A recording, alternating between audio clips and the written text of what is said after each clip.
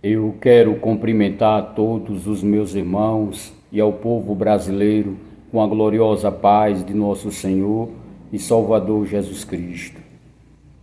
Deus seja louvado. Nós não podemos ficar calados ou em silêncio. Não podemos deixar nada pairar sobre as nossas faculdades mentais, nem tampouco as dúvidas e as incertezas diante de uma grande gravidade desta natureza. Eu quero chamar um pouquinho a sua atenção. Aquele preâmbulo constitucional e teológico, os homens invocaram e proclamaram e apresentaram essa Constituição diante do Deus vivo, ali na Assembleia Nacional dos Constituintes. Estou me referindo a esse testamento de 1988, dia 5 de outubro. Aqui está um documento que faz referência à liberdade de cada brasileiro e de cada patriota. Meu amigo, preste muita atenção. Isso aqui eu ganhei na faculdade, quando eu fazia meu curso de psicologia. Muitos pais se acordam e não vê os seus filhos. Muitos filhos se acordam e não podem contemplar a face dos seus pais. Muitas mães vão dormir, mas não têm condição de dar um beijo mais em seus filhos. E seus filhos se levantam e não vê mais a face da sua mãe. Isso não é tarefa fácil. A pessoa ser julgada injustamente e ser arrancada do seu convívio familiar. Em outra hora, aquelas pessoas almoçavam com seus filhos almoçavam com as suas mães e com seus pais, e por causa de uma ação maligna e perversa do inimigo de nossas almas, ao ponto de usar os homens aqui nesta terra. Aí inventa aquele pacote conhecido no mundo jurídico, sem individualizações das penas, manifestando raivosamente diante de um crime conhecido na área científica multitudinário, mas não analisa e nem sente compaixão dessa situação. Isso não é tarefa fácil.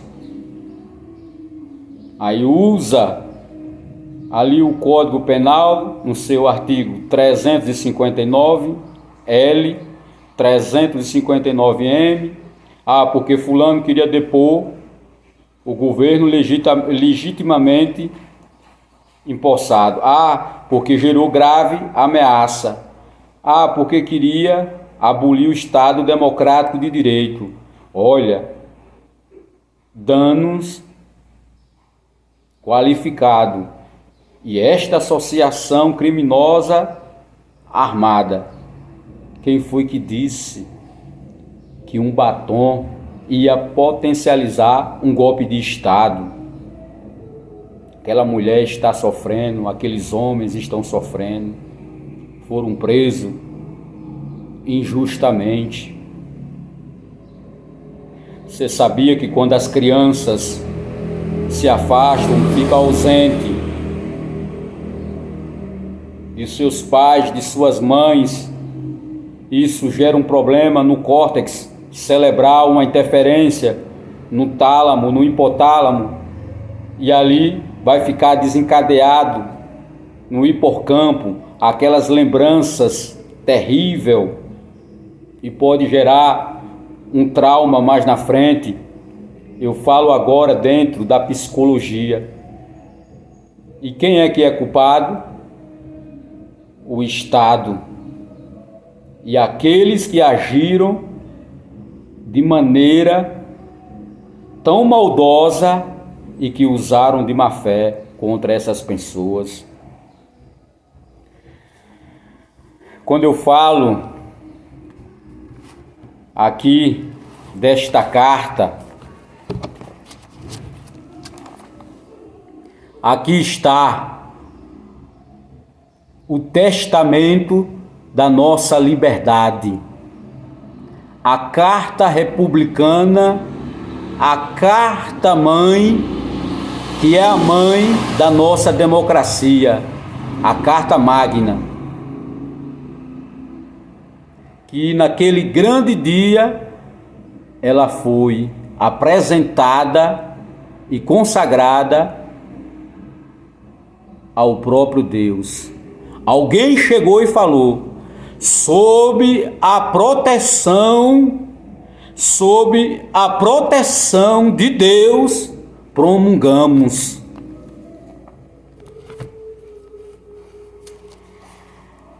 Agora vou partir só um pouquinho para o lado jurídico. Quando eu falo a mãe da democracia, porque está escrito: a República Federativa do Brasil, formada pela união indissolúvel dos estados e municípios e do Distrito Federal, constitui-se em Estado democrático de direito. Aqui está a mãe da democracia. Quem empunhala, quem fere e viola a mãe do Estado democrático de direito, quem fere esse testamento, que foi de fato a nossa passagem para a liberdade, referendada naquele dia 5 de outubro de 1988, pelaquela Assembleia Nacional dos Constituintes. Quem age dessa forma, ferindo a Constituição, são traidores da pátria. E aqui fala bem claro: todo o poder emana do povo, por meio dos seus representantes que elegeu. Mas quando eles não cumpre o seu papel, quando o Senado já não age e perdeu o direito de falar, o povo começa a reagir, porque o povo é soberano e é detentor, ele é o supremo poder, e o povo começa a se manifestar dentro da soberania da Constituição Federal, porque é-lhe garantido essas garantias. Mas aqueles homens ali do STF colocaram em votação, dando as suas opiniões para autoconcentração de poder. E eles vão usar esse poder como arma contra a soberania e contra a nossa liberdade. Senhores, isso aqui é muito sério. Aqueles homens empunhalaram o artigo 5º e o inciso 55. Eles feriram e violaram o artigo 102 da nossa Constituição Federal. Eles sabiam que eles não tinham autoridade nem competência para julgar essas pessoas. Mas mesmo assim, alguém se utilizou desse mecanismo, colocou em votação e ali cada um deram seus votos para ampliar o fórum e as prerrogativas. Mas por trás disso aí foi para gerar uma alta concentração de poder e usar isso como arma para atacar tanto a nossa liberdade como colocar um cabrecho ali nos senadores e nos senhores deputados. Deus está falando conosco e vocês vão ver isso se cumprir, porque o oleiro, ele usa o barro conforme a sua vontade. Mas para não ficar somente nas minhas palavras, vocês vão ouvir em alto e bom som agora toda a verdade.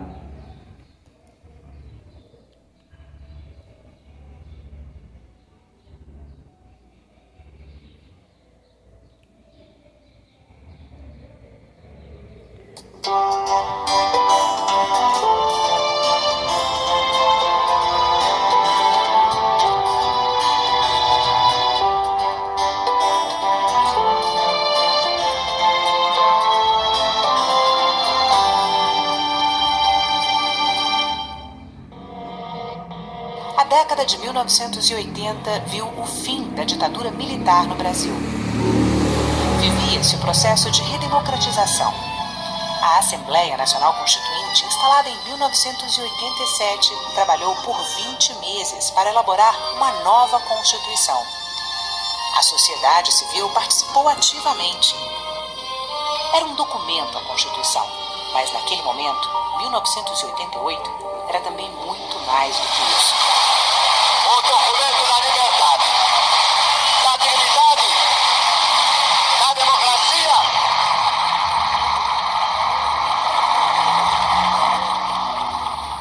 Um pequeno noticiário veiculado em rede nacional de televisão acompanhou diariamente as atividades da Assembleia Nacional Constituinte.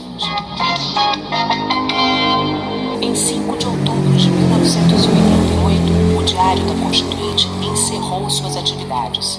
Foram 763 edições, 2 vezes por dia no ar.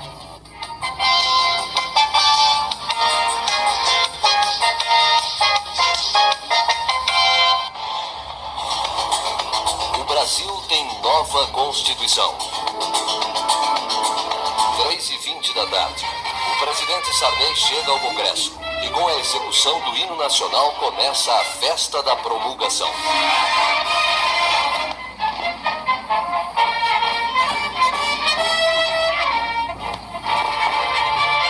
No plenário da Câmara dos Deputados, palco das votações e dos grandes debates da Constituinte, o primeiro ato da promulgação, a assinatura da carta pelo presidente Ulisses Guimarães. Depois, o juramento solene. E falando ao Brasil, declaro promulgada o documento da liberdade, da dignidade, da democracia, da justiça social do Brasil. Que Deus nos ajude que isto se cumpra.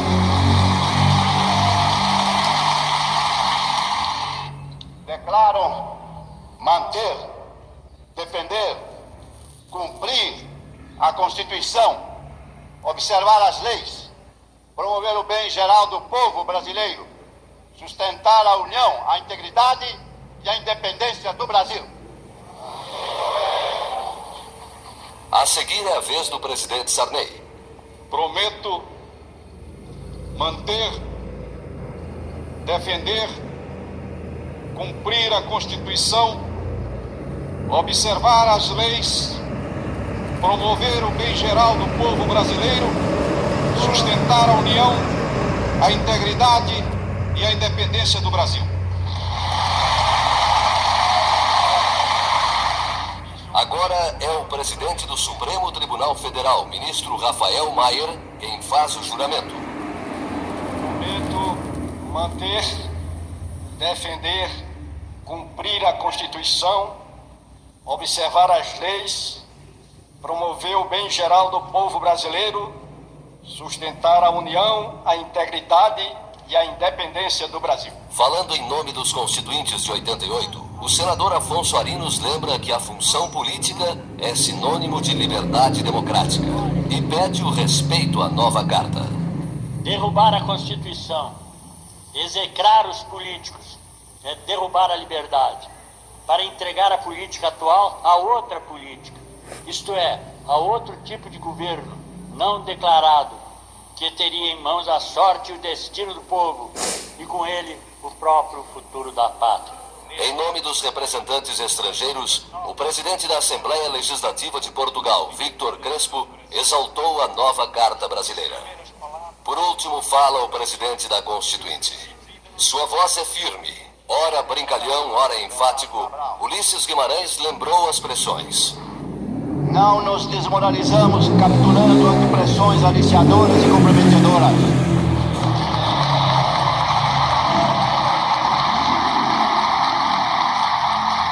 Não desertamos. Não caímos no caminho. Alguns a fatalidade derrubou. Virgílio Távora, Adair Ferreira, Fábio Lucena, Antônio Farias, Norberto Suantes. Pronunciamos seus nomes queridos com saudade e orgulho. Cumpriram com o seu dever. O discurso foi marcado pelo repúdio às ditaduras. Traidor da Constituição é traidor da pátria. Conhecemos. Traidor da Constituição é traidor da pátria. Conhecemos o caminho maldito. Rasgar a Constituição. Trancar as portas do Parlamento.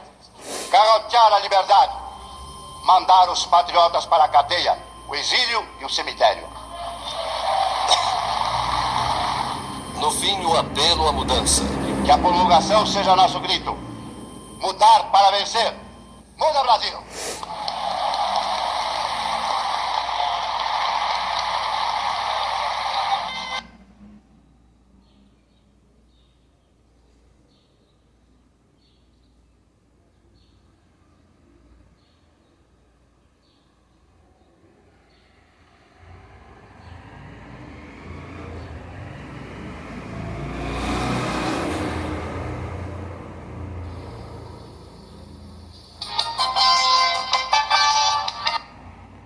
Vocês viram aí, analisaram que vergonha para os membros do STF. Por meio de suas votações, eles empunhalam a Constituição Federal.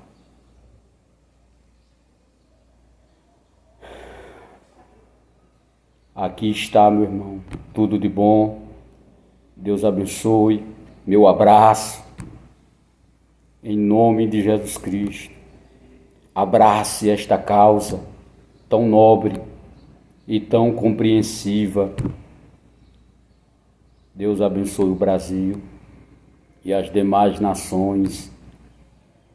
Em nome de Jesus Cristo. Amém.